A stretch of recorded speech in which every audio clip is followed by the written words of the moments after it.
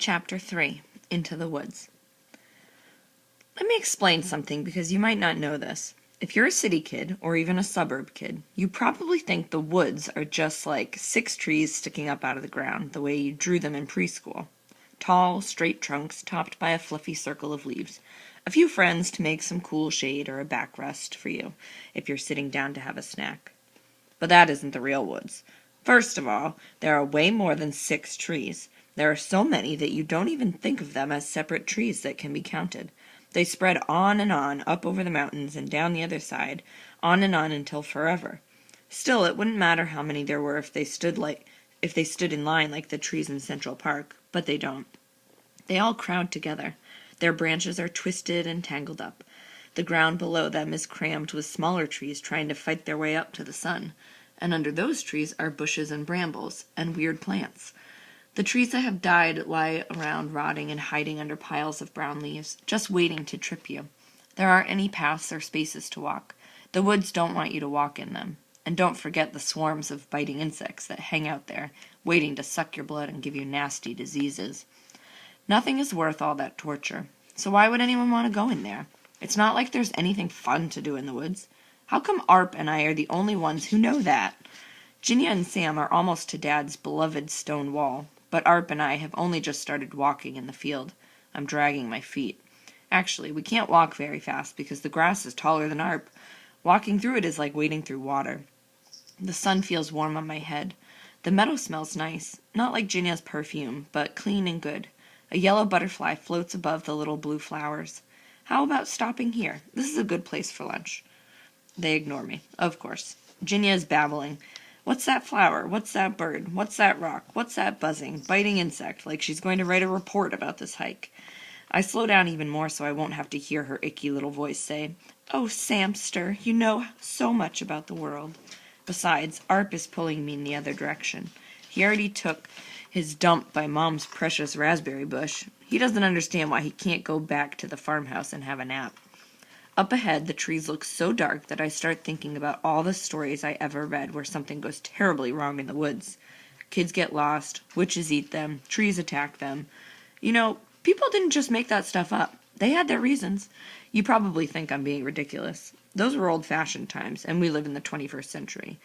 Maybe we do, but the woods are back in the Dark Ages. "Oh, Samster, what kind of rocks are those?" Ginny says. "Heavy ones," Sam says. What a funny guy.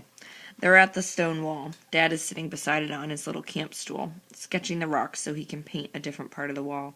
The wall is the boundary between the field and the woods.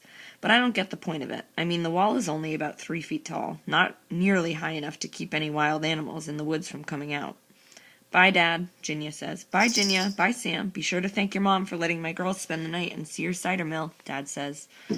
"No problem. She loves showing people what real cider's like," Sam says. "The girls are in for a real treat," Dad says. I can hardly wait. I think the last time I had apple juice was from my sippy cup. Sam scrambles over the wall and holds out his hand to help Ginya, like it was some huge obstacle or something. Give me a break. If he tries to help me over, I'll slap his hand away. But he doesn't wait. He and Ginya just continue on into the shadowy forest. Her white shorts turn gray. Then Sam and Ginya disappear completely.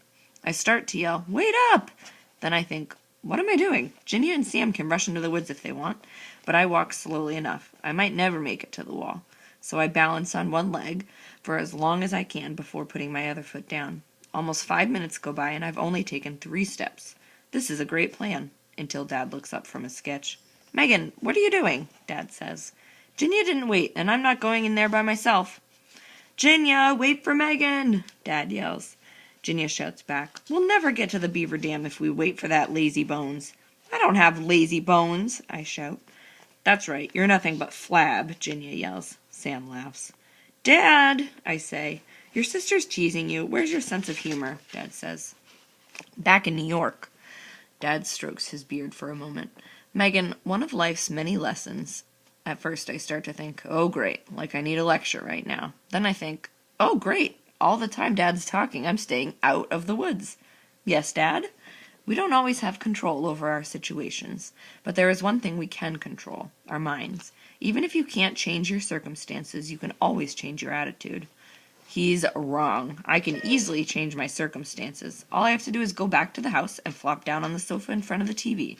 But it's totally impossible for me to even pretend like hiking in the creepy woods. And I can never in a million years be nice to Ginia and Sam.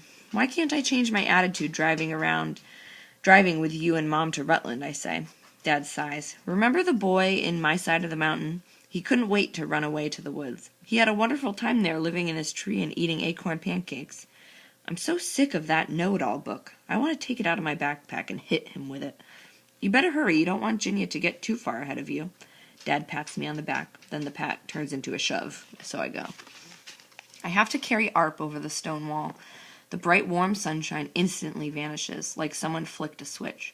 Trees close over my head. It's so much colder out of the sun. I shiver a little. I'm standing on this narrow little gap in the trees that must have been a path for mice or something. This is the hiking trail? This is what Mom has been nagging me to go explore for the past 3 weeks? This is her idea of fun? But I start walking along it. What else can I do? Here we go.